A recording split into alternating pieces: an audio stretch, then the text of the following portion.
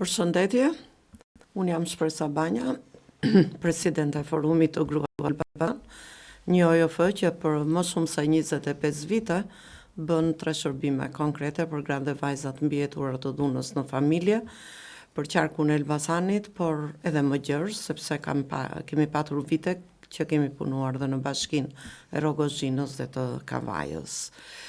Ne sot jemi këtu në kuadër të një projektit që mbështetet nga WAVE, Women's Against Violence Europe, ose e thënë në Shqip gratë kundër dhunës në Europë.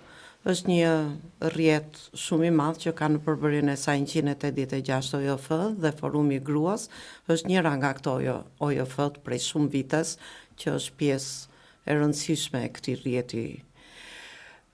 Titulli i projektit që ne po zbatojmë në kuadër të këtij projekti që ka gati një vit që po e zbatojmë në të 7 bashkit e qarkut e Elbasanit, është askush të mos mbetet pas. Sot me mua në këtë podcast është advokatja e Forumit të Gruas, zonja Soela Kurti, e cila do na japi një informacion më të zgjeruar për njërin nga 3 shërbimet që Forumi i Gruas Elbasan realizon prej vitesh në qarkun e Elbasanit. Fjala për ju, zonja Soela. Atëherë, unë prej më shumë se 10 vitesh ofroj shërbimin ligjor pranë studios avokatore të Forumit të Gruas Elbasan. Kjo studio është themeluar mbi më shumë se 20 vite që ofron shërbim në gjithë qarkun e Elbasanit, me shërbimin kryesor këshillimin ligjor falas për gratë dhe vajzat me probleme dhunë në familje, përfaqësimin e tyre në gjykatë me avokat falas për çështjet që ato kanë, kryesisht janë çështjet e sektorit familjar, që janë mbrojtje, zgjidhje martese, kujdestari e fëmijëve, pension ushqimor, mëzë mjetesh për jetesë. Gjithashtu ne ndihmojmë në përpilimin e dokumentave të ndryshëm që i duhen për të provuar çështjen e tyre në gjykatë. Gjithashtu ne prej vitit 2020 jemi licencuar nga Ministria e Drejtësisë për ofrimin e ndihmës juridike parsorë për të gjithë individët të nevojë, jo vetëm gratë dhe vajzat, për të gjithë individët që janë në kushte të vështira ekonomike, ose janë kategoria veçantë, ose me pension e invaliditeti, me ndihmë ekonomike, ose kanë statusin e jetimit, ose gratë dhe vajzat me urdhërmbrojtje, gratë dhe vajzat viktimat e trafikimit, që nuk kanë mundësi ekonomike të kenë një avokat falas në gjykatë. Ne ofrojmë si shërbim, duke ofruar dokumentacion, duke ndihmuar në dokumentacion, dhe ndihmën më pas për të zgjidhur çështjen në gjykatë me avokatët që janë të caktuar nga Ministria e Drejtësisë. Domethënë, për individi nuk paguan asnjë taksë gjykatësit dhe avokatin për çdo lloj çështje që ai ka që do ta ngrenë në gjykatë, jo vetëm familjare, por edhe çështje civile, çështje pronësore ose penale. Unë doja të shtoja këtu dhe diçka të veçantë që Forumi i Gruas bën në këtë drejtim, sepse Forumi ka edhe një avokat tjetër, i cili është vetëm për urdhrat e mbrojtjes dhe punon shumë ngushtë me 5 komisariatet e policisë në rastet që një grua denoncon dhunën në familje. Nëpërmjet këtyre podcasteve ne shfrytëzojmë mundësinë që t'ju japim informacion, sepse janë shërbime që fatkeqësisht janë të domosdoshëm në jetën e përditshme, askush nuk do donte që në familjet tona të kishin raste dhune, por situata po tregon që sidomos në Shqipëri dhuna është shumë e pranishme. Zonja Soela, doja të dija dhe për projektin që ne po zbatojmë, për WAVE-in. Sipas këtij projekti, çdo muaj ju bashkë me psikologen shkoni në për secilën bashki të qarkut të Elbasanit dhe gratë dhe vajzat që kanë probleme dhune, kanë probleme të ndjekjes së një procesi në gjykat, kanë mundësinë që të vinë dhe t'ju kontaktojnë direkt në qytetin e tyre, duke kursyer në këtë mënyrë jo vetëm kohën e tyre për të ardhur deri në Elbasan, por dhe shpenzimet ekonomike, pasi është një kontingjent shumë në nevojë dhe ky lloj shërbimi është shumë i vlefshëm për to. A mund na thoni diçka më tepër si veproni, me kë operoni në secilën bashki dhe si është numri i rasteve të grave dhe të vajzave nga secila bashki për ta përfituar këtë shërbim? Atëherë, ne ofrojmë në çdo muaj në secilën bashki, shkojmë bashkë me psikologën dhe kemi pikë kontakte, kemi koordinatorët e dhunës në familje pranë bashkive të qarkut Elbasan. Lëm një ditë ku bëjmë takimin me gratë dhe vajzat dhe duke parë dhe numrin e lartë të grave dhe vajzave që kërkojnë ndihmën si të psikologët edhe të avokates.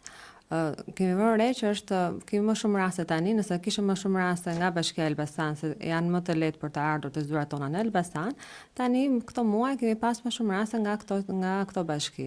Sidomos mund të vëre pak si një rast suksesi, parë që muaj sa kemi filluar në projekte, në që filluam në shtator. Gjatë kësaj kohe, një rast nga Prenjas, Prenjas është një ndër bashkia Prenjas dhe Gramsha janë të bashkitë që janë pak më larg me gjykatën e Elbasan. Kemi rastin e Prenjasit për shembull, që erdhi e ofroi shërbimin në Prenjas nga ne, dhe psikologjiko dhe ligjore, ju artuar Krespadia, po në Prenjas, që zonja nuk erdhi në zyrat tona në Elbasan, dhe ajo në fillim të prillit e mbaroi procedurat e divorcit. Dhe qëlloj që edhe ne që ikëm atje, edhe gjykata punoi më shpejt gjatë kësaj periudhe, se kemi pasur probleme me vonesat për shkak të procesit të vettingut, shumë procese gjyqësore, po zgjasin tani jo me muaj, po me vite, ka disa procese që kanë po zgjasin me vite për shkak të largimit të gjyqtarëve dhe një dosje kalon nga një gjyqtar në gjyqtarin tjetër, dhe ka pas vonesë edhe në procedurat e zgjidhjes së martesës, por ky rast është një rast nga këto rastet që kanë mbaruar shumë shpejt dhe edhe në saj edhe të ofrimit të shërbimit tonë në terren. Pranë bashkive që gratë nuk kanë mundësi ose nuk e kanë dhe informacionin që ne ofrojmë të shërbim. Se edhe ndihma juridike që ofrohet këshillimi ligjor falas nga shteti është vetëm pranë në qarkun e Elbasanit, ofrohet vetëm në Elbasan dhe nuk ka ofrim shërbimi në bashkitë e tjera. Që kështu është gjë më e lehtë dhe më aksesueshme për gratë dhe vajzat, edhe për individët që nuk kanë mundësi ekonomike. Si është numri i rasteve? Në opinionin tuaj, në punën tuaj të përditshme, gratë dhe vajzat që kërkojnë një proces gjyqësor, është në rritje apo? Vitet e fundit, pas vitit 2020, ka qenë pak a shumë një rritje dhe një numër i qëndrueshëm. Mesatarisht ne kemi 5 ose 6 raste në muaj që kërkojnë divorcin dhe që duan të shkojnë në gjykatë. Nëse këshillimet janë 25-30 këshillime në muaj. Dhe mesatarisht ne për një vit mund të janë 60 raste që shkojnë në gjykatë, 60 gra që kërkojnë divorcin ose një proces gjyqësor dhe rreth 250 këshillime ligjore për rreth 150-170 gra të reja raste në vit. Një gjë tjetër shumë pozitive që ju bëni si studio është edhe hartimi i dokumentave të ndryshme për të cilat gratë kanë nevojë. Për shembull, një kërkesë për Bashkinë e Elbasanit, po them, për bonusin e strehimit, apo për një institucion tjetër, apo dhe aplikimet online që ndoshta shumë nga gratë që vinë përfituese të forumit të gruas nuk kanë aftësinë dhe nuk mund ta bëjnë vetë. Po, tani me sistemin online dhe sistemin i Albenjës është bërë më e vështirë edhe për gratë për të aksesuar atë ose kundrejt një pagese të zyrat që ofrojnë. Ne ofrojmë këtë gratë që do nisë procesin gjyqësor në anë të i Albenjës, e bëjmë vetë aplikimin për shkarkimin e dokumentave që duan për një proces gjyqësor, si dhe hartimin e kërkesave për disa dokumenta që nuk janë të aksesueshëm, nuk merren nga i Albenia, për shembull një informacion për të ardhurat e ish-bashortit në lidhje me pensionin shëmor për fëmijët. Është një kërkesë që ne e bëjmë dhe ja drejtojmë institucionit, në përgjithësi ja drejtojmë sigurimin shoqëror në Elbasan. Për sigurimin e provave që i duhen për procesin gjyqësor. Bëjmë ne përdorim Albanian që i ndihmojmë të aksesojnë Albanian falas si dhe hartojmë dhe dërgojmë shkresat për provat e tjera që nuk mund të merren dot me Albanian. Unë doja të theksoja që jo vetëm shërbimi ligjor, po çdo shërbim që realizon forumi i gruas është totalisht falas. Pyetja e fundit që unë doja t'ju bëja Sojla. Forumi i gruas punon shumë dhe me komunitetin, sidomos pasi ne kemi marrë autorizimin nga Ministria e Drejtësisë për afrimin e shërbimit parsor falas, ne këtë gjë e transmetojmë dhe ke njerëzit. A mund t'japësh një informacion më të detajuar duke qenë se një pjesë e mirë e njerëzve përdorin dhe mediat sociale të forumit të gruas.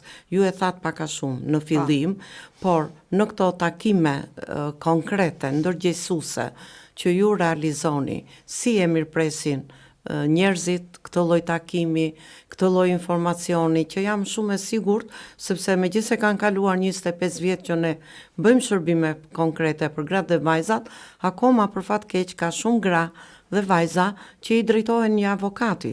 Është e drejtë atyre të zgjedhin një avokat, por duke qenë ato nuk e dinë që ky shërbim është falas nga Forumi i Gruas dhe i drejtohen një avokati. Sa të vlefshme janë këto takime që ne bëjmë me komunitetin? Po takimet që ne bëjmë me komunitetin janë shumë të vlefshme edhe për informacionin që i japim, pak se për shembull për ligjin për ndihmën juridike falas që ka hyrë fuqi që nga 2020, shumë anëtarë të komunitetit, sidomos në zonat rurale, nuk e kanë si informacion. Dhe nuk përveç shërbimit që ne kemi si organizat, ne ofrojmë dhe japim si informacion edhe pjesën e ligjit për ndihmën juridike falas. Do të thonë çdo individ që do të nisë një proces gjyqësor, siç e thash, ka të drejtë të ketë një avokat nga shteti te taksat e gjykatës, dhe avokatin e rimburson e paguan shteti. Por thjesht duhet të jetë një individ që nuk ka mundësi ekonomike të paguajë. Një kriteri kryesor është që individi mos ketë mundësi ekonomike dhe ta provojë këtë që nuk ka mundësi ekonomike të paguajë një avokat të paguajë një avokat privat. Domethënë, në listën e Çakun e Elbasanit janë rreth 13 avokat të shtetit që ofrojnë këtë shërbim dhe që rimbursohen me taksat e shtetit. Siç për pagesën e avokatit dhe shpenzimet gjyqësore që mund të ketë proces. Për shembull, proceset e pronësisë janë procese që kanë shpenzime gjyqësore të larta dhe të papërballueshme për të gjithë individët. Që kështu me kërkesën që bëjnë, me ndihmën tonë, si dhe me zyrat që janë në gjykat, ofrohet në përpilimin e dokumentacionit dhe ka mundësi që edhe avokatin, edhe taksat dhe shpenzimet gjyqësore të paguhen. Dhe janë kategoritë e veçanta që janë individët që janë me ndihmë ekonomike, individët që kanë një pension invaliditeti, individët që janë me statusin e jetimit, ose personat që janë me urdhër mbrojtje, apo individët që janë të trafikuar apo të fëmijë të trafikuar. Ose nëse nuk janë nga kjo kategori e veçantë, duhet të provojnë për të ardhurat mujore që ato sigurojnë që nuk kanë mundësi që vendoset në anë të gjykatës që nuk ka mundësi për një avokat privat. Po duhet një sër dokumentash që duhet të provojnë në gjykatë për pjesën e pamundësisë ekonomike. Se më duket e harruat, por është edhe gjithë kontingjenti i njerëzve që janë në skemën e ndihmës ekonomike. Dhe është goxha, domethënë, është një numër shumë i madh njerëzish që shteti shqiptar, mbasi ka ratifikuar Konventën e Stambollit, ju ka dhënë akses falas këtyre njerëzve në nevojë. Unë do të falenderoj Sojla për këto informacion që ndam sot dhe shpresoj që të ketë qenë i vlefshëm për ato që po na shikojnë dhe po na ndëgjojnë. Faleminderit. Faleminderit, Iva.